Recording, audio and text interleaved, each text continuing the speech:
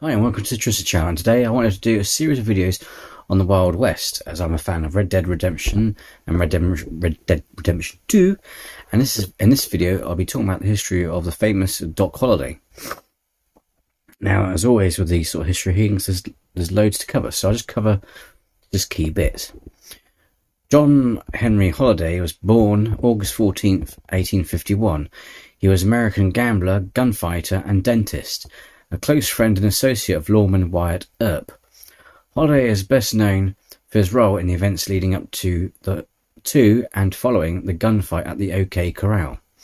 He developed a reputation as having killed more than a dozen men in various altercations, but modern researchers have concluded that, contrary to popular myth-making, Holliday killed only 1 to 3 men. Holliday's colourful life and character have been depicted in many books and portrayed by well-known actors in numerous movies and television series. At age 21, Holliday earned a degree in dentistry from the Pennsylvania College of Dental Surgery. He set up a practice in Griffin, Georgia, but he was soon diagnosed with tuberculosis, the same disease that had claimed his mother when he was 15, having acquired it while tending to her needs while she was still in the contagious phase of the illness. Hoping the climate in American Southwest would ease his symptoms, he moved to that region and became a gambler, a reputable profession in Arizona in that day.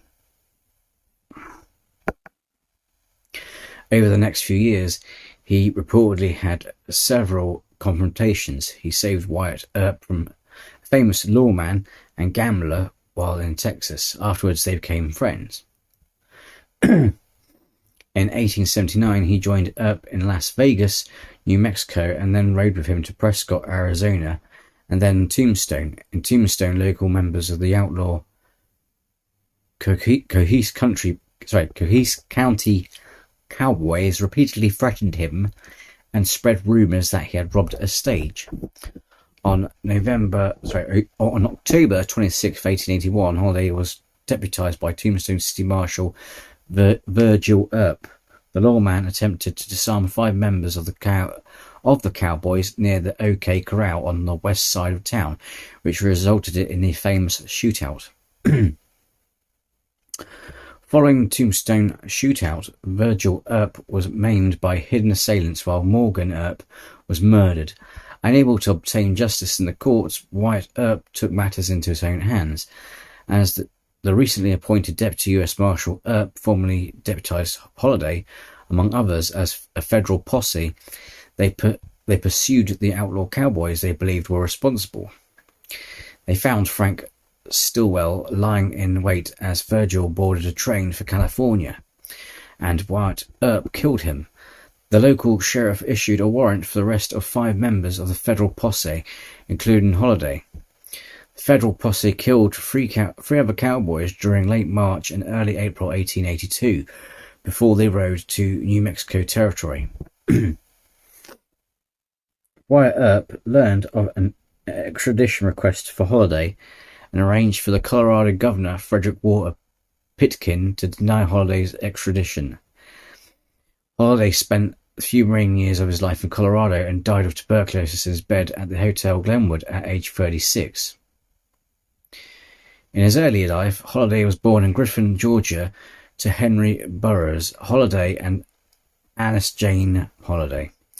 He was of English and Scottish ancestry. His father served in the Mexican-American War and the American Civil War as a major in the 27th Georgia Infantry.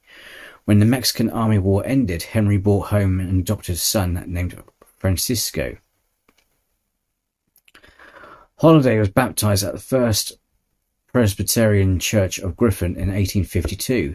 In 1864, his family moved to Valdosta, Georgia, where his father would be elected mayor and his mother would die of tuberculosis on September the 16th, 1866, the same disease that killed his adopted brother 3 months after his wife's death.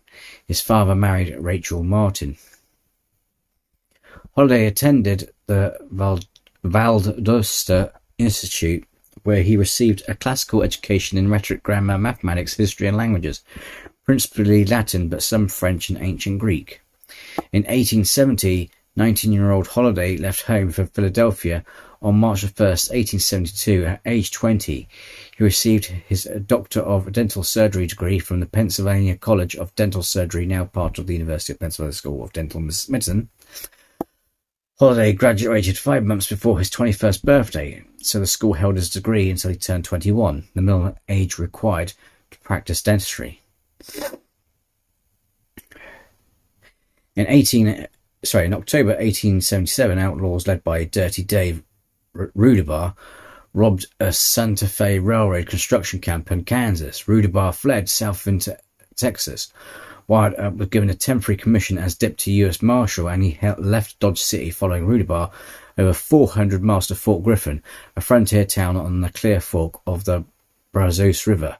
Earp went into Beehive Saloon, the largest in town and owned by John Chastanet, whom Earp had met in Wyoming when he was 21. Chastanet told Earp that the Rudabaugh had passed through a town earlier in a week, but he did not know where he was headed.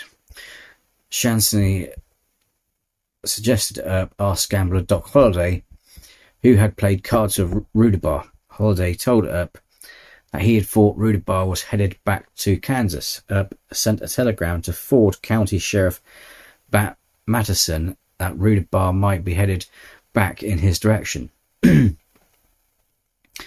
After about a month in Fort Griffin, Earp returned to Fort Clark, and in early 1878 he went to Dodge City, where he became the Assistant City Marshal, serving under Charlie Bassett during the summer of 1878. Holliday and Honoré also arrived in Dodge City, where they stayed at Beacon Cox's boarding house as Dr. and Mrs. John H. Holliday.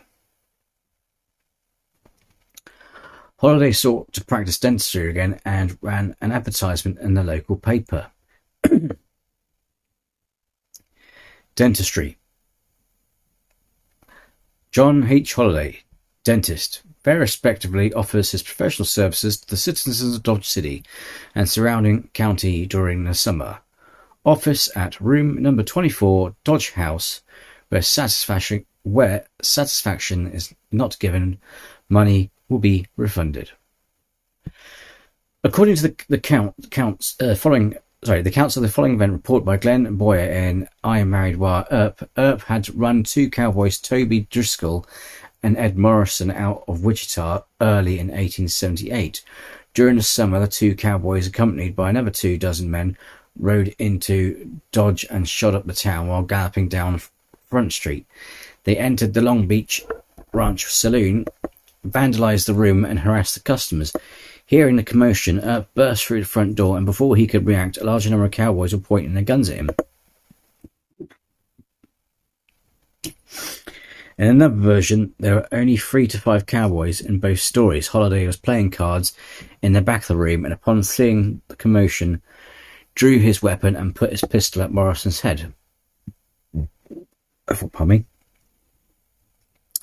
Forcing him and his men to disarm, rescuing Earp from a bad situation.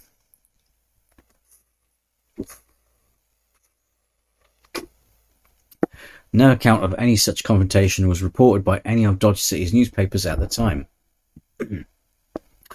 Whatever actually happened, Earp credited Holliday with saving his life that day, and the two men became friends. Holliday maintained a fierce persona, as was sometimes needed for a gambler to earn respect. He had a contemporary reputation as a skilled gunfighter, which modern historians generally regard as accurate. Tombstone resident George W. Parsons wrote that Holliday confronted Johnny Ringo in January 1882, telling him, "All I want of you is 10 paces out in the street." Ringo and he were prevented from a gunfight by the Tombstone police, who arrested both. During the gunfight at the OK Corral, Holliday initially carried a shotgun and shot at and may have killed Tom McClory. Holliday was grazed by a bullet fired by Frank McClory and shot back. After Virgil was maimed in a January ambush, Holliday was part of a federal posse led by Deputy U.S. Marshal Earp, who guarded him on his way to the railroad in Tucson. There they found Frank Stillwell apparently waiting for the Earps in the rail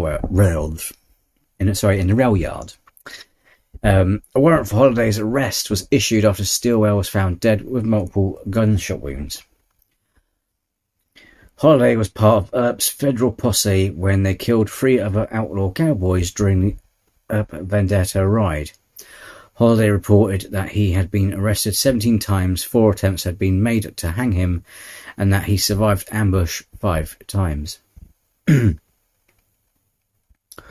Throughout his lifetime, Holliday was known by many of his peers as a tempered, calm Southern gentleman. In an 1896 article, Wyatt Earp said, "I found him a loyal friend and a good company. He was a dentist whom necessity had made a gambler, a gentleman whose disease had made a vagabond, a philosopher whom life had made a Corsic wit, a long, lean blondie, fellow nearly dead with consumption at the same time, the most skillful gambler, and the nervous, speediest, deadliest man with a 6-gun I ever knew." In a newspaper interview, Holliday was once asked if his conscience ever troubled him. He reported to have said, "I have coughed that up with my lungs years ago." Bat Mattison, who had served contacts with Holliday over his lifetime, had a different opinion of Holliday. While he never did anything to entitle him to a statue in the Hall of Fame, Doc Holliday was nevertheless a most picturesque character on the western border in those days when the pistol instead of the law determined issues. Holliday had a mean disposition and an ungovernable temper, and under the influence of liquor was a most dangerous man physically.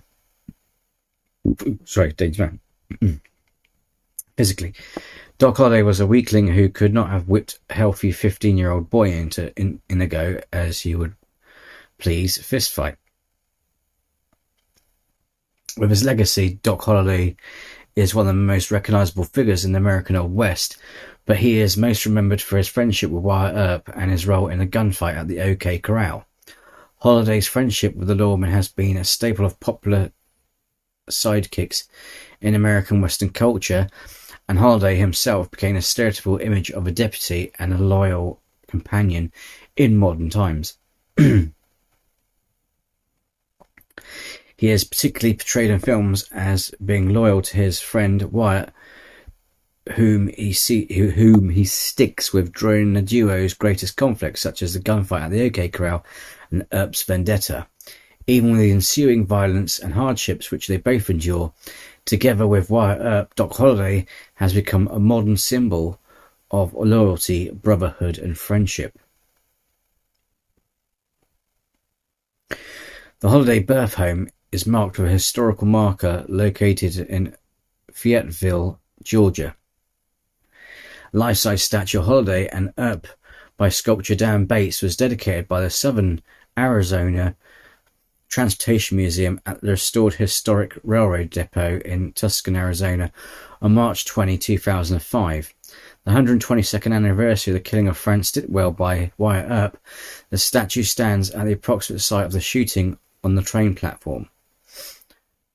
Doc Holliday Days are held yearly in Holliday's birthplace of Griffin, Georgia. Valdosta, Georgia held a Doc Holliday lookalike contest in January 2010 to coincide with its sequential celebrations. Tombstone, Arizona also holds an annual Doc Holliday Days, which started in 2017 and celebrates a gunfighter dentist on the second weekend of August each year. Events include gunfights, a parade, and a Doc Holliday lookalike contest. Val Kilmer, who played Doc in 1993's Tombstone, was the Grand Marshal in 2017, and Dennis Quaid, who played Doc in 1994's Wyatt Earp, was the Grand Marshal in 2018. And there you have it, Doc Holliday. If you like this video, hit the like, and if you haven't, then please show your support by subscribing to this channel. And until next time, folks, take care and be well.